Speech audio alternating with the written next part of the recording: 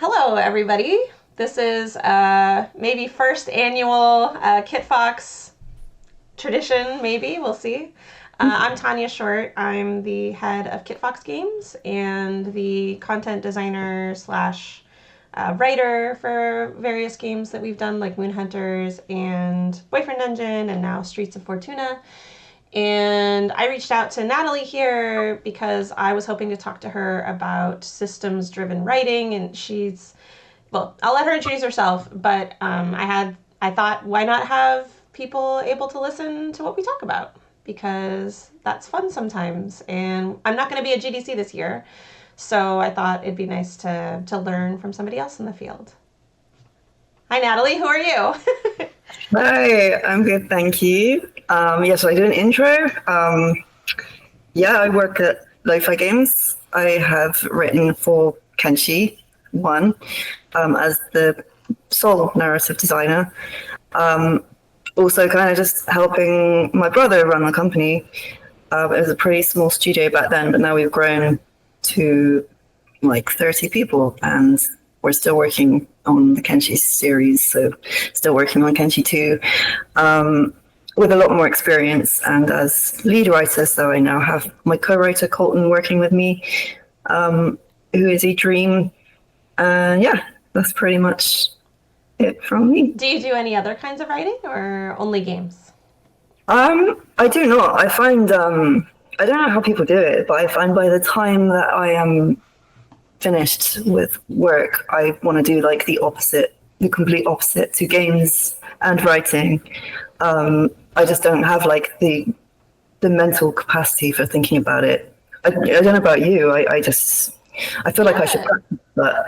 No, I think the only way that I've ever done writing outside work is when I'm not actually doing writing for Kitfox at that time. So if I'm doing like very heavy systems design or level design or something like that, then I'll get this energy where on the weekends I want to work on a novel or a short story or something. But yeah, in the middle of Boyfriend Dungeon production, when we were writing all the dates for all the weapons, I had no writing battery left at all. In fact, it was even kind of tough on Monday to like get back in there and make some more cleverness. But yeah, it's exciting to work on Kenshi too. What do you particularly enjoy about working in the world of Kenshi? What do you love about it? I love that it's a bit. I'm always using the wrong word here. I kind of want to say technical, but it's not really technical. I like being able to work with systems, so you're being creative, but you're also trying to work out how to get things to work in the game as well, and how to like really push things and make systems and make things that all click together and work together, even like making formulas and stuff. I think because in school I was always a bit of a math nerd, so it's just kind of fun to be able to use that side of my brain with creativity. It's like the perfect combination for me. Me too. I actually, that was one of my main complaints about Boyfriend Dungeon writing. I feel like I actually enjoyed Moon Hunters writing a lot of the time, because it is so much more fun to me to think of the systems behind it and the variables and the situations that cause different interactions. And like Streets of Fortuna now is a super fun project to work on. And like don't get me wrong, I enjoyed working on Boyfriend Dungeon, but at the end of the day, it was like writing a screenplay, which is a very specific thing. And yeah, you don't get to use that part. You don't get to sort of imagine the player situation in the same depth, I guess. That's what I like about systems writing, is I feel like the player has a really strong voice also that you're sort of working against. Do you have like a particular system in Kenshi that like you could use it as an example? I've only played the game a few hours, to be totally honest. So I'd love to keep an eye out when I play again for like what types of, I mean, I guess you're probably mostly thinking about Kenshi 2, but if you can throw yourself back to Kenshi 1, what kind of systems were fun to write around or for? Yeah, it's really hard to think about Kenshi 1 now. I'm really thinking Kenshi 2 in my head. I feel like I actually didn't push that as much with Kenshi 1. So it was still pretty new and still teaching myself how to do things. That's what you'll say when you're working on the next game too, though. I know. I could tell you loads of stuff right now. I get really, really excited about it. If I weren't recording, I'm sure. Yeah. I guess like the most obvious one is like world reactivity, and working out, you know, how the world changes around you. Except I actually regret not doing enough of that, to be honest with you. It's one thing that I would love to go back and change. But that would be like a really basic example. What kind of reactivity? Like a specific example, I guess, would be. So you kind of like basically the town's changing. Maybe you destroy this powerful faction leader, and it might result. You know, that's going to change things a lot, right? And you kind of want to see the results of that. So maybe some towns will end up destroyed. Maybe they'll get taken over by another faction. It's more like very late game kind of stuff. Yeah, that kind of thing. Yeah, the world of Kenshi was not procedural, right? It's system driven and reactive, but it was authored in its starting situation, right? Yeah, and it was just trying to make as much variation as possible, and the sorts of gameplay that emerges quite naturally. I think a really, really good example of that is getting kidnapped or something like that. You know, there's like a slave faction, and there's a lot of slavers walking around and they might kidnap you, and then your story is kind of from trying to escape from that faction. So that is kind of sorry, I'm not sure if I've gone off tangent from what you actually asked.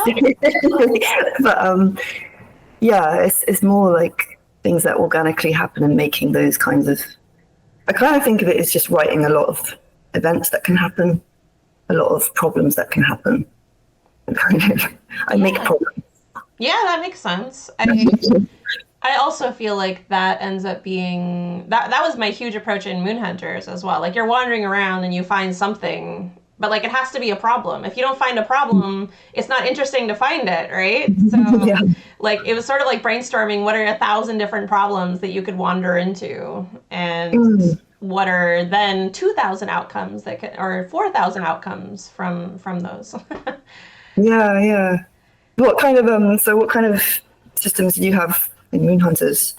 Well, in Moonhunters, it was sort of a very basic like action RPG. So like you'd come across a character and they would either have a problem or a challenge or a something, and then you know there were you'd have I think 2 options of what to pick.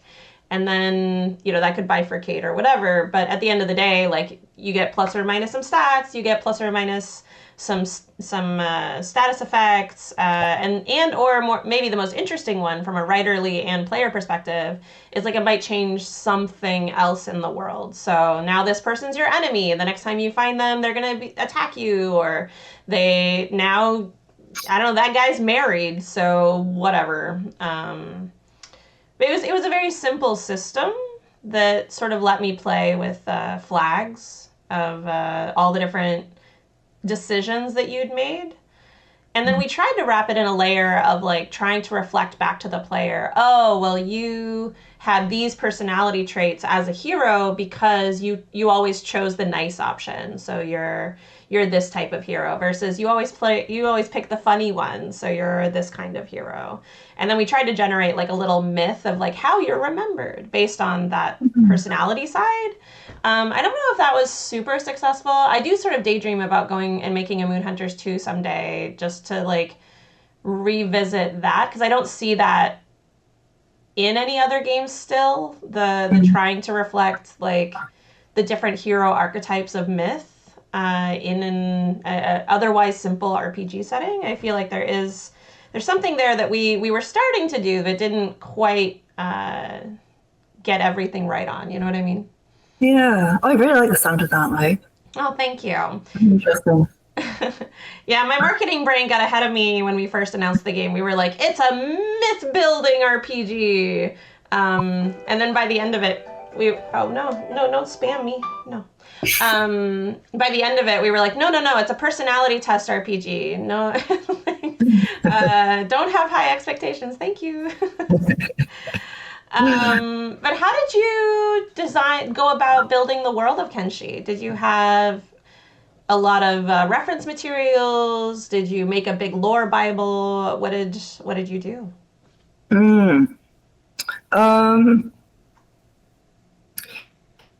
Again, I'm thinking back to Kenshi 1 here. I was a lot less organized than Kenshi 2. For me, I can say Moonhunters is like very Epic of Gilgamesh. Like, I just read Gilgamesh several times, and like every time I was stuck, I'd try to look at that and just pretend it's like fantasy Assyria. And I'm sort of doing that now with Streets of Fortuna. We're not as deep into the writing yet. We're just now like getting into dialogue stuff, but I'm still like I have all these books about Justinian and Theodora, because that's our setting inspiration for Fortuna is like 580 Constantinople. And I only knew teeny bits of it before we started on this project, so it's been really fun to research. And the team, a lot of them are going to go to Istanbul in a couple of months actually, and I'm super jealous. But for me, like the World Bible, like I have these wiki pages and I fill them out and whatever, but I honestly don't look at them after they're written, so I don't know how useful that is. It's more like the writing of the wiki page is like the important part for me to decide things, because I don't have a co-writer. But now you have a co-writer, so I guess that'll change things, right? Like if I had somebody else that I had to teach how to write in the world of Fortuna, I'd probably approach it really differently. Yeah, it's great to just be able to bounce ideas now. Yeah. It's quite hard when you're on your own and you get stuck, and you also don't know if your ideas are good. But your ideas are great. I'll always tell you that. You can call me up anytime. Thank you. But yeah, I did a lot of research. I think reading a lot about history, but also just absorbing lots of fiction kind of similarly. I think you just need to like absorb loads of inspiration. And then, like you said, I think just writing down, however that is. I mean, I wasn't particularly organized back then, so it would just be some horrible document of just setting that kind of story that you can build on. I think I find now, though, I quite like to just come up with like loads of ideas and then kind of present them to my team and be like, which ones of these do you think is best? And then keep whittling them down and then like expand more on them. So you end up with like 3, and then you can kind of expand on them. And I quite like doing it that way. And I find I can just churn stuff out a lot quicker when it's just, you're just coming out with like a very basic idea first. So in the context of Kenshi, this would be maybe like a faction idea or something, or like coming up with like a culture or some kind of bandit faction or something like that. Because as you said, Kenshi isn't procedural, so you're just coming up with as many different, but it's like a big world, so you're kind of repeating the same formula a little bit in how they work and how they interact with the player, but you kind of need to come up with reskins, I suppose, to give it color and keep it interesting. Like you want to come up with as many different ways as possible to kidnap the player, say. And you want to make it interesting each time, so you have to come up with something crazy. Important things in Kenshi is being kidnapped, yes. Yes, it's really important. It's a great... A game pillar, one might say. Kidnapping. Yeah, I mean, something that I find difficult, I don't know if you struggle with this, but especially over longer development periods, like Moonhunters, we developed it in 2 years. So that was like a short and sweet, kind of perfect, like I could keep it in mind and get it out there. And it's sort of, in retrospect, I didn't appreciate at the time how smooth and like quick that was.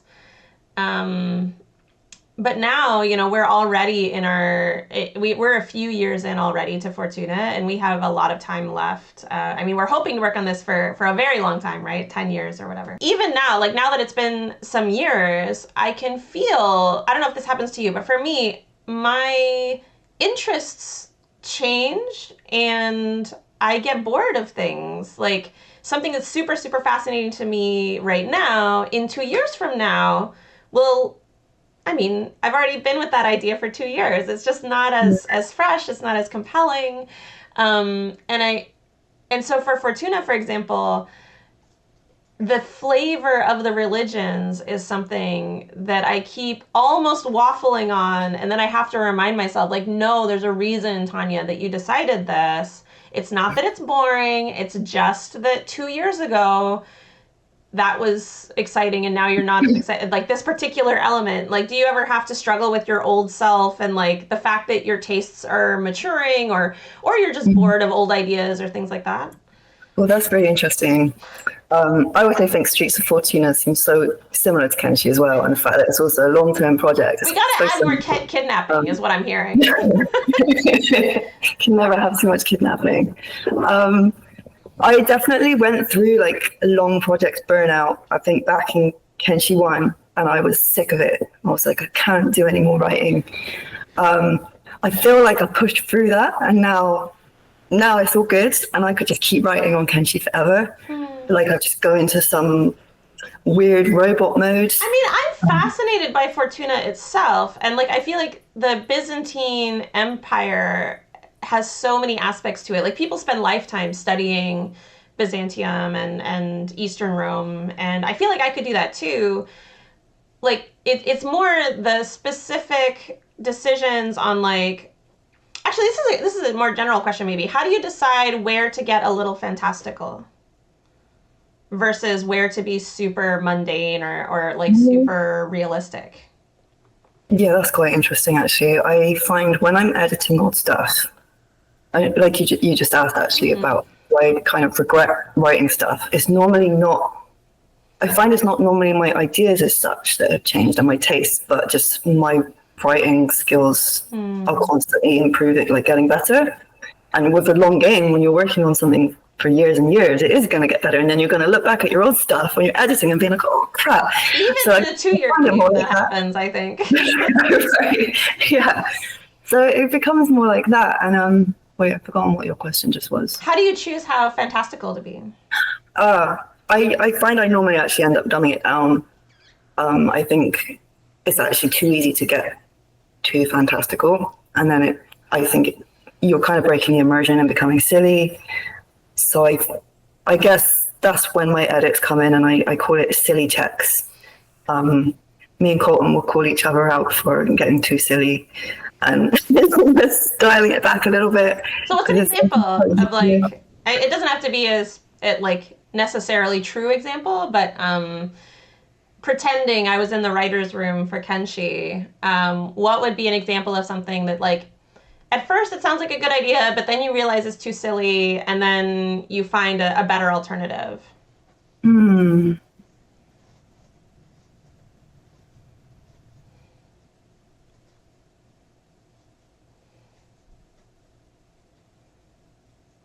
I can't think of anything. Sometimes I guess it's just concepts of okay, this is probably a terrible example, but maybe some enemy of a faction and the way that they are perceiving that enemy, it might just be a little bit extreme. I'm trying not to give any wording away here because I might just be giving away massive spoilers.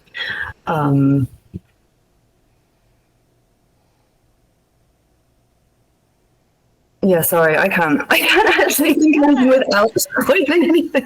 No, it's all good. Just too. Yeah.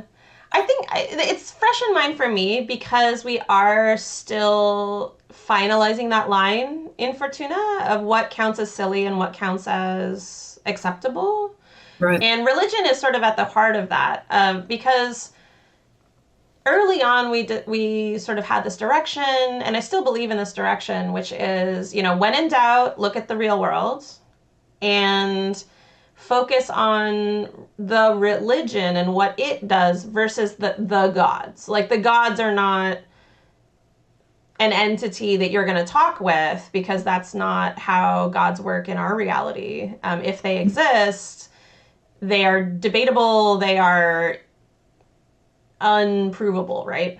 And yet as soon as you start introducing religions that smell a bit fictional, it's very easy, especially as a writer, to start, like, fantastical elements start creeping in. As soon as you give Catholicism a different name, your priests start acting more like D&D or something. And so you have to sort of be on this constant guard against D&Dification of your religions and your cults and things, because there have been tons of cool religions and cults in history, and in Byzantium specifically there were tons of really interesting like theocracies and heresies and stuff, but because I'm not calling it the Catholicism for very good reasons, I keep every couple, I don't know, years, I'm like, should we actually make it Catholicism?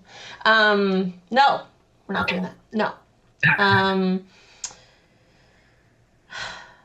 But yeah, I almost wonder if I need like a meta guideline for even just myself, for how to detect silliness. I think that's a good way though, looking at history. Now that you've said this, I think looking at just true life is great for kind of just rooting yourself. But I actually find real life can also be ridiculously crazy, and sometimes you're like, wow, I wouldn't even write that. Well, that's part of it. That's part of being tempted. I'm like, if I called it Catholicism, I could actually put in these ridiculous saints and people wouldn't blink. But since it's a fictional religion, I have to be a little bit more careful, because some of these saints are just, you wouldn't believe. Yeah. These stories are absolutely bonkers.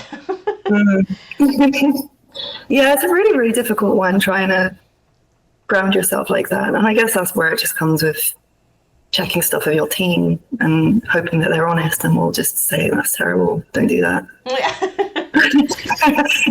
Yeah, I did bring in a contract writer on Loose Leaf when we were struggling with a few things. That was really helpful to be able to talk through, like you said, bounce ideas and discuss the plot situations. I feel like maybe it's not all writers, maybe it's systems-y writers. I do feel like religions and cults specifically are interesting to them. Do you find that's true? Yeah, I do. I think religions and cults, you can just be a lot more creative, can't you? And it's like we were saying about this whole, sometimes you're kind of putting different skins on the same system maybe. And you can just add so much color. You can just get really, really imaginative, I think. And also, it's just really interesting, isn't it? Like the whole psychology behind religion. You can get supernatural with it. There can be like manipulation and influence, and there's all of the purpose behind it. And I think quite often like a religion can stem from maybe like giving meaning to suffering and all that kind of thing, and how it interacts with the suffering in the world. I just think there's a lot you can do with it, and there's just so much more potential. Because I know like maybe there's some sort of political things that might be kind of similar in function, but I feel like you can just be a bit more creative with religion. And like ancient gods and stuff are interesting. Everybody loves an ancient god and an ancient. Are there any ancient gods in Kenshi? Yeah, kind of. Yeah. Like, are they more Norse or Greek or? They're kind of just Kenshi, I guess. Yeah, we always try and steer away from real world mythical, I guess, and try and keep it like a completely different world. So yeah, that can be kind of a challenge, trying to Kenshify things. Yeah, how would you Kenshify Catholicism? Oh my god. These questions that everybody wants to know. I'm working on a mod right now. I'd love to see that. Yeah, I have no idea. Okay. It was more of a joke question. Yeah, we only have a few minutes left, so I was hoping to ask, what kind of games writing do you enjoy as a player? If you, I assume you play games, but not very much. Like I said, I find that I just want to do something that's not games, and I find games these days are quite a commitment as well. But the last one, I guess I like like these days I like morally grey kind of games that are just torturing, make you want to go have a shower after you've played it, you know. Like, because this is from somebody who my whole life I've been like that goody two shoes style of gamer where I have to get like the perfect score and I'm saving everybody. So this like makes me really uncomfortable if I'm playing something like The Last of Us, right? And it makes you do some messed up stuff. Like I want you to make me really uncomfortable, and I want there to be no clear right or wrong, and just push me to not be able to be the goody two shoes. And I just find that kind of thing really. I don't know about you and how you find that kind of thing. But what's an example of a game? I mean, I guess you said Last of Us. Are there any others that come to mind as like type of feeling? Last of Us is definitely my favorite, just because of the feelings that gave me and what it made me do and want to do. But I guess like another one might be like The Witcher 3 and Dragon Age. I think they can make you make some pretty difficult decisions. Yeah, how about you? Yeah, I mean, lately I've actually been diving back into Caves of Cud, which is a little bit of a plug because Kitfox published it, but I didn't write any of it, so I'm fine with saying that. I mean, I've always been struck by that game as like bizarrely well written. Like it shouldn't be. It feels like the kind of game you're like people tell you it's well written and you're like, okay, yeah, but it's a dungeon crawler. Like, come on. And then you go play it and it's just like part of it is the audio design. I think it really weaves with the writing extremely well. But yeah, they took an approach of like history as a layer cake, and they were really inspired by, I don't know if you've read Gene Wolfe, but like there's a very Wolfian texture to everything where it's like almost recognizable, but you have to put the work in as a reader to really read it, because it's not exactly recognizable. And yeah, it's one of those games where it has a really high cognitive load. So I have to have a dedicated amount of time to play it. Like you said, it's a commitment for sure when I boot it up. But I always feel like it's rewarding to dig deeper, I guess. And that's what I really love about games. I personally stay away from games that want me to take a shower. Like, I feel like I want to take a shower afterwards because it's just too intense. Whereas movies, I really love movies that really make me like kind of sick. But games, it's too much. I watch a lot of films and cinema and Criterion Collection and things like that. But for games, I guess what I really want are games that like, the more I play them, the more they reveal themselves and like the more meaningful they get, I guess. And so yeah, Caves of Cud is the one I'm poking at right now. But maybe there'll be more. I just picked up The Wandering Village, and I was hoping that there might be some lore world building in that, but I'm not sure yet. I haven't really gotten far enough to know what the deal is with it. I don't know if you've seen that one. It's like a builder on the back of a giant creature that's walking. Oh, wow. And so I'm hoping there's some sort of like religious aspect to the creature. But we'll see what happens with that. I'm always fantasizing about cults. I don't have enough spirituality in real life, I guess. I have to go play games and experience fictional spiritualities. But yeah, I don't know if you have anything else you'd like to say to the internet about writing for games, or if that's a good place to say keep an eye out for Kenshi 2, maybe. Yeah, I guess so. I guess I'll just say, I've learned a lot, and Kenshi 2 is going to be way better than Kenshi 1. The writing, at least. We can't. Yeah, no, it'll be better in every way, I'm sure. It'll be fantastic. No, it was really lovely to meet you, Natalie, and I hope we can talk again sometime. Yeah, it was really, really nice to meet you. Thank you. Thank you. Good luck towards. I hope we can hear about when Kenshi 2 is coming out sometime. Yeah, hopefully. Bye. Yes, thank you. Bye.